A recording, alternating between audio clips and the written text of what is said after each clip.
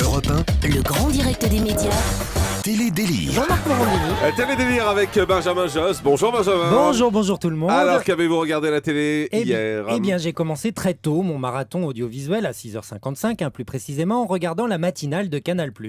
Et dans l'émission d'hier, Léon, l'un des chroniqueurs, posait une question. Que faire lorsque son enfant choisit des cadeaux contestables à Noël? Quelle bonne question. Alors, la question peut paraître étrange jusqu'à ce que Léon présente le jeu Tuturista. Véridique, C'est quoi, ça? Tuturista est composé d'un petit teckel en plastique et de 4 pelles. Et le but du jeu est de ramasser le plus de crottes que fera Non. ce toutou. Joyeux Ça, Noël! c'est pour les enfants, ça. Oui, tout à Ouais, fait. super. Non, mais cette idée est aussi stupide qu'appeler son agence de voyage Tourista, par exemple. Hein. Remarquez, au moins l'agence aurait l'honnêteté d'annoncer la couleur. Et quand je parle de Oui, c'est bon, couleur... on a compris. Oui, vous avez raison, Jean-Marc. Hein. Ce que je me dis juste, c'est que qui s'est dit à un moment que les enfants adoreraient passer un après-midi à ramasser des crottes entre potes? Qui s'est dit, tiens, c'est quelque chose qui nous débecte quand on est adulte, habituons nos enfants à cette corvée grâce à un jeu de société. Eh ben tiens, allons-y, transformons les moments de la vie d'un adulte en jeu pour enfants. Tiens, j'ai une idée justement, un jeu pour les petites filles, ça s'appellerait Ragnagna. Ouais, c'est ça. Ouais, non, Le non. du jeu est simple, il faut tirer une cordelette jusqu'à ce que... Bon, voilà, allez, quoi. on Hein? enchaîne avec Arte.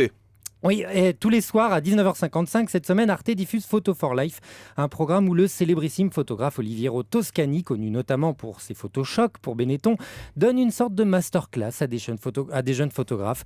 Alors moi, je l'aime beaucoup ce programme, je le conseille d'ailleurs à nos auditeurs. Et hier, Toscani a dit quelque chose de très intéressant, il a dit « Le consensus amène tout droit à la médiocrité ». Alors cette phrase, j'aimerais que les producteurs de l'émission avant-première sur France de la méditent. Je leur redonne cette citation, ça peut les aider. Le consensus amène tout droit à la médiocrité. Je peux même leur redire une troisième fois. Ça ira, hein, ça ils ira. ont peut-être besoin. Dites-nous plutôt quel programme vous avez regardé plus tard. J'ai regardé une émission dont le titre m'intrigue depuis des années. Un titre pour moi qui est très scatologique, hein, Silence ça pousse. Et en fait, ça parle de plantes. Vous le saviez, Jean-Marc? Oui, bah oui, je connais. C'est une Oui. émission que doit adorer Monsieur Pfimelin, le PDG du groupe France Télévisions, des émissions qui se plantent. Il en a mis pas mal à l'antenne, calembour.